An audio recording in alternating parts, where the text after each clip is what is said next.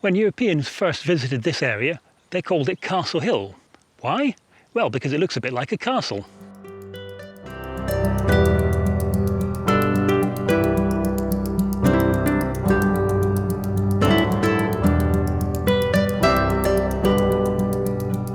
These rock formations are out of this world.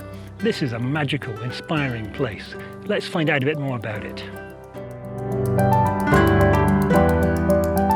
We're in the middle of the South Island of New Zealand, about an hour and a half from Christchurch and an hour and a half from the west coast. Where I am now is about 730 metres above sea level, 2,400 feet. The mountain tops on either side about 2,000 metres above sea level.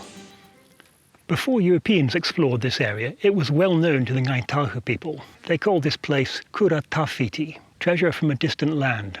The kumara, the sweet potato, was grown here. They also hunted eels, birds, and the kiore, the Pacific rat. Before Ngaitahu, the Ngāti Māori people lived in this area, and before them the Waitaha people. In Waitaha times, this place was called Te Kohanga, the birthplace of the gods. It was used as a sort of observatory to predict the seasons and the weather. This area formed part of a network of trails. The population spent most of their time near the coasts, but the histories tell us there was a seasonal migration. There are caves and overhangs all around. They were used as shelter for travellers on the trails. There's good archaeological evidence of this. There's rock art and artefacts have been found. It's a very distinctive landscape. It's spiritual and it's sacred to the Māori. The Dalai Lama visited in 2002 and he declared this place to be the spiritual centre of the universe. But we haven't really touched on the why yet. We're in a basin. Water running off the mountains takes the lowest path it can find. In places, that means it cuts its own channel over time. There are springs, sinkholes, disappearing streams and caves. This is called a karst landscape. That means it has been shaped by the action of water. A lot of these rocks are limestone, calcium carbonate. Rainwater reacts with it. Now, it forms carbonic acid. That's quite a weak acid, but we are talking millions of years here. The water has gradually eroded over time to the point where it has cut a path into the landscape. It has cut this cave.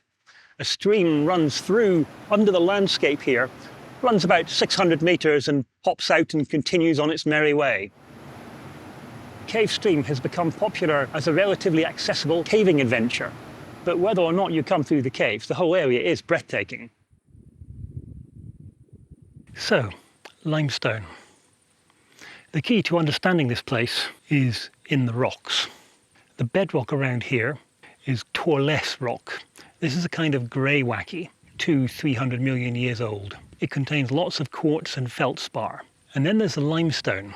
About 40 million years ago, where we are now was underwater. The continent of Zealandia had split off from Gondwana, and this region was a warm inland sea. There was a lot of life here. Many of the sea creatures had shells or skeletons, calcium carbonate. When they died, their remains sank to the bottom.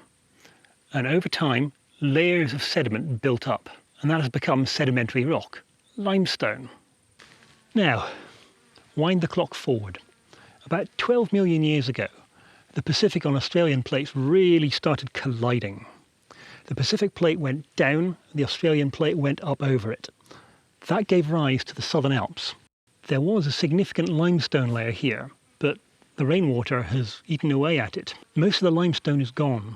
What you see here are patches that simply haven't eroded as much. The rainwater lands on the limestone, reacts with it. It gets into pores and cracks in the rock, and it sticks around, and you get this random, inconsistent shaping. It comes from the rainfall, the composition of the rock, and the shape of the rock. And that is the story of Castle Hill. These outcrops are limestone, formed from the shells and the skeletons of ancient sea creatures. Over time, there's been a lot of uplift, and there's been a lot of erosion, and what you see is what's left. Breathtaking.